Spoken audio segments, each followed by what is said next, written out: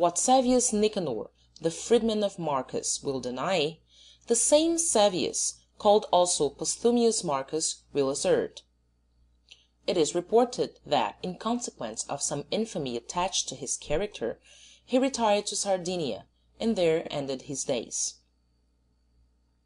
Aurelius Opilius, the freedman of some Epicurean, first taught philosophy, then rhetoric, and last of all grammar.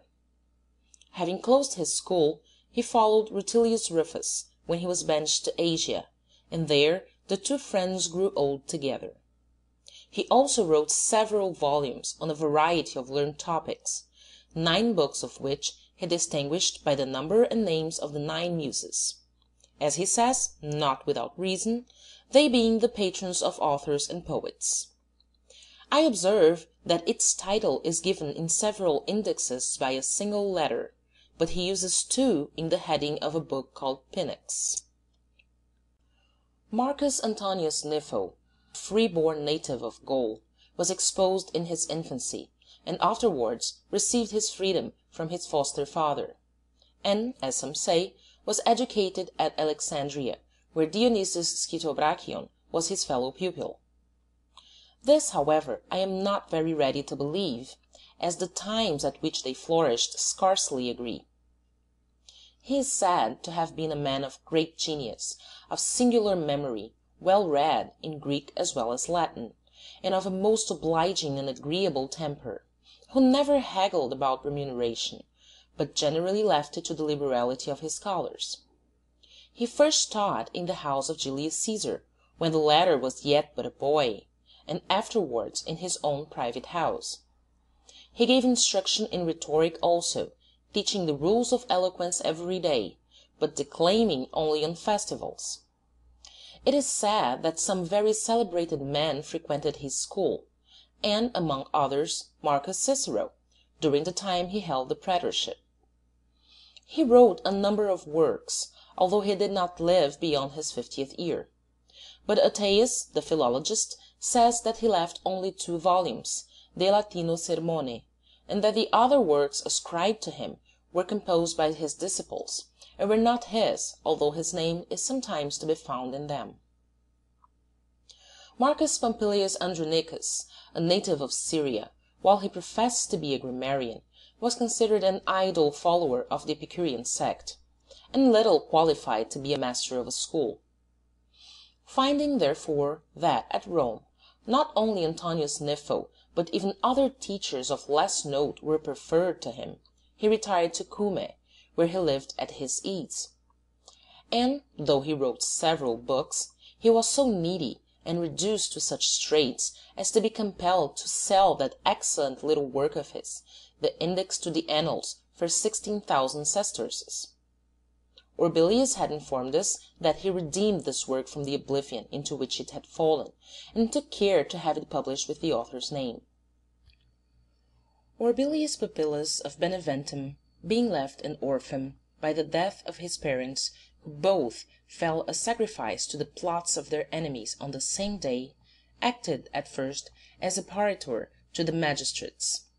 He then joined the troops in Macedonia, when he was first decorated with the plumed helmet, and afterwards promoted to serve on horseback.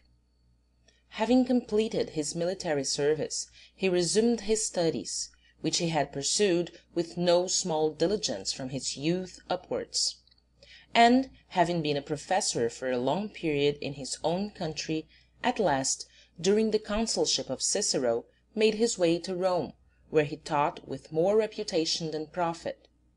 For in one of his works he says that he was then very old and lived in a garret. He also published a book with the title of Periologus, containing complaints of the injurious treatment to which professors submitted, without seeking redress at the hands of parents. His sour temper betrayed itself, not only in his disputes with the sophists opposed to him, whom he lashed on every occasion, but also towards his scholars, as Horace tells us, who calls him a flogger, and Domitius Marsus, who says of him, Si quos Orbilius ferulas cuticaque cecidit, if those Orbilius with rod or ferule thrashed. and not even men of rank escaped his sarcasms, for, before he became noticed, happening to be examined as a witness in a crowded court, Varro, the advocate on the other side, put the question to him, what he did and by what profession he gained his livelihood. He replied that he lived by removing hunchbacks from the sunshine into the shade, alluding to Morena's deformity. He lived till he was near 100 years old, but he had long lost his memory, as the verse of Bibaculus informs us. Orbilius ubinam est literarum oblivio. Where's Orbilius now, that wreck of learning lost? His statue is shown in the Capitol at Beneventum. It stands on the left hand, and is sculptured in marble, representing him in a sitting posture, wearing the pallium, with 2 writing cases in his hand. He left a son, named also Orbilius, who, like his father, was a professor of grammar. Ateas, the philologist, a freedman, was born at Athens. Of him, Capito Ateas, the well-known jurisconsult, says that he was a rhetorician among the grammarians, and a grammarian among the rhetoricians. Asinius Pollio, in the book in which he finds fault with the writings of Sallust for his great affectation of obsolete words, speaks thus: in this work his chief assistant was a certain Ateas, a man of rank, a splendid Latin grammarian, the aider and preceptor of those who studied the practice of declamation; in short, one who claimed from himself the cognomen of Philologus. Writing to Lucius Hermas, he says that he had made great proficiency in Greek literature and some in Latin, that he had been a hearer of Antonius Nifo and his Hermas, and afterwards began to teach others; moreover, that he had for pupils many illustrious youths, among whom were the 2 brothers Appius and Pulcher Claudius, and that he even accompanied them to their province. He appears to have assumed the name of Philologus, because, like Eratosthenes, who first adopted that cognomen, he was in high repute for his rich and varied stores of learning, which indeed it was evident from his commentaries, though but few of them are extant. Another letter, however, to the same Hermas, shows that they were very numerous.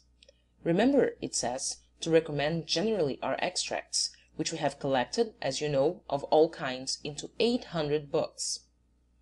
He afterwards formed an intimate acquaintance with Caius Sallustius, and on his death with Asinius Pollio; and when they undertook to write a history, he supplied the one with short annals of all Roman affairs, from which he could select at pleasure, and the other with rules on the art of composition. I am, therefore, surprised that Asinius Pollio should have supposed that he was in the habit of collecting old words and figures of speech for Sallust, when he must have known that his own advice was that none but well-known and common and appropriate expressions should be made use of, and that, above all things, the obscurity of the style of Sallust and his bold freedom in translations should be avoided. End of Lives of the Eminent Grammarians, Part 1. Recording by Leni, Rio de Janeiro, 2008.